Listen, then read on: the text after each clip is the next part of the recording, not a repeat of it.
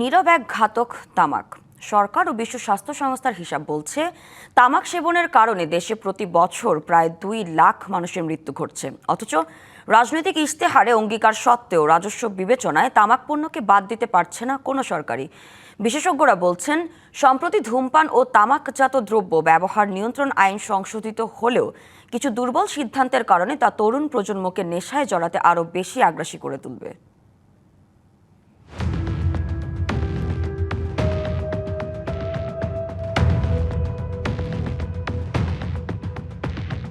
বিভিন্ন সংস্থার হিসাব বলছে, দেশে তামাক ব্যবহারকারী 3,78,00,000 লাখ। তামাকজনিত রোগে প্রতি বছর মৃত্যু হয় প্রায় 1,61,000 জনের। চলতি বছর সংসদে ধূমপান ও তামাকজাত দ্রব্য নিয়ন্ত্রণ আইন 2026 পাশ হয়। তবে অন্তর্বর্তী সরকারের সময় যে অর্ডিন্যান্স পাশ করা হয়েছিল তা কাটছাঁট করা হয়েছে নতুন আইনে। এই আইনে সিগারেট, ভেপিং, নিকোটিন পাউচ ও অন্যান্য নতুন প্রজন্মের তামাক পণ্য নিষিদ্ধের বিধান বাদ দেওয়ায় তরুণদের মধ্যে নতুন ধরনের নিকোটিন আসক্তি ছড়িয়ে পড়ার ঝুঁকি বাড়বে বলছেন বিশেষজ্ঞরা।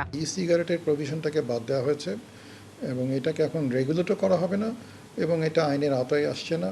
ডিএসএ যেটা রাখার একেবারে বাদ দেওয়া হয়েছিল সেটা সরকারের অনুমতি নিয়ে কেউ স্মোকিং এরিয়া রাখতে পারবে, এরকম একটা ধারা আছে ওখানে।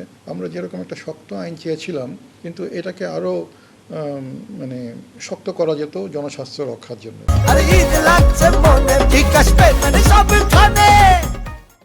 তারা বলছেন, জনস্বাস্থ্য আগে না রাজস্ব আগে তা সিদ্ধান্ত নিতে হবে সরকারকে। সিগারেটটাকে অবশ্যই এই আইনের আওতায় আনা দরকার ছিল। এটা আমি মনে করি যে এটা সরকারের একটা ভুল এবং এটা ঐতিহাসিক ভুল। এখানে রেভিনিউ যতই আসুক, সেটা আমার জনস্বাস্থ্য আগে নাকি রেভিনিউ আগে? যদি সিগারেট এইভাবে আইনের আওতায় না আনার ফলে যুব সমাজ যদি এই সিগারেট অ্যাফেক্টেড হয় এবং সিগারেটের হাট ধরে অন্য মাদকেও কিন্তু সে আস্তে আস্তে প্রবেশ করে, তাহলে এই জায়গাগুলোতে তো জনস্বাস্থ্যের জন্য বিশাল হুমকি। কার্যকর আইন বাস্তবায়নের পাশাপাশি সিগারেট ও অন্যান্য নতুন প্রজন্মের তামাক পণ্যের বিরুদ্ধে দ্রুত পদক্ষেপ গ্রহণও জরুরি বলে মনে করেন বিশেষজ্ঞরা।